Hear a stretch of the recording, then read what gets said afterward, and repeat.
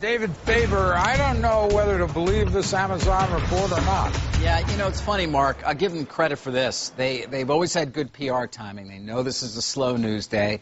I always am here for some reason. I guess I just don't get smart about putting in for my vacation time like you always do, I know.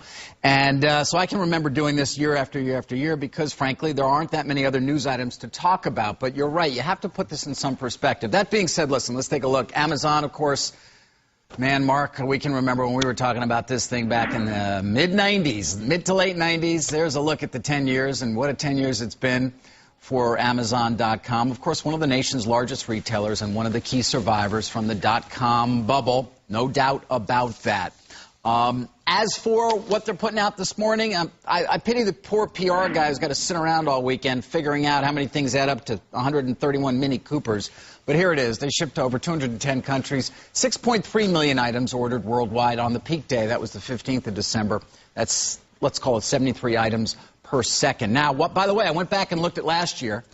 Just did this. Last year, December 10th was their busiest day, and they shipped 5.4 million items, about 62.5 items per second. So they increased. Best day from 5.4 million to 6.3. Here are some of the favorites. You heard Mike Huckman also talking about them, because people will look into this and see if it can equate to anything. Apple iPod Touch, Nintendo Wii, and one of my favorites, the Groom Mate Platinum XL Nose and Ear Hair Trimmer. Really, you always need one of those.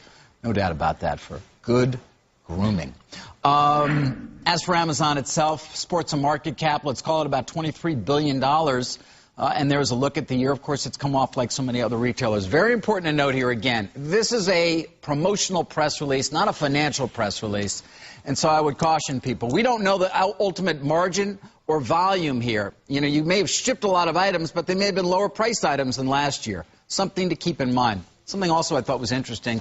Amazon and Target have virtually the same market value now, given Target's significant sell-off during the course of the year as well. So there you have it. But again, you know, a good day for them to put the press release out, some fun facts in there. They did ship a lot. We know retail has been extraordinarily weak. Did Amazon do perhaps better? Maybe, although with gas prices down, one would assume that was not hampering people from going to the mall. It was a lot of other important things. So we'll see when we get the actual financial numbers as to what the revenues look like based on all those items they shipped. Were they all at lower price points or some? What was the mix? What was the average ticket price?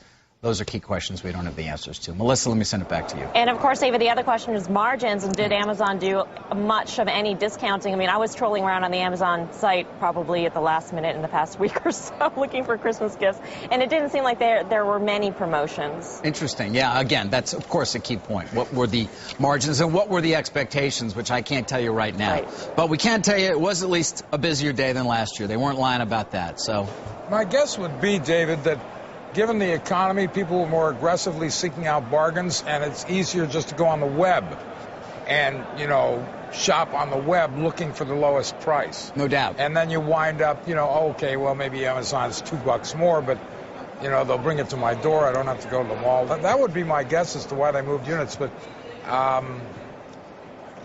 you know, I mean, you don't want to have to drive around to 6 or 7 different stores looking at all these different nose hair trimmers. No, you know, it's also... You want to be able...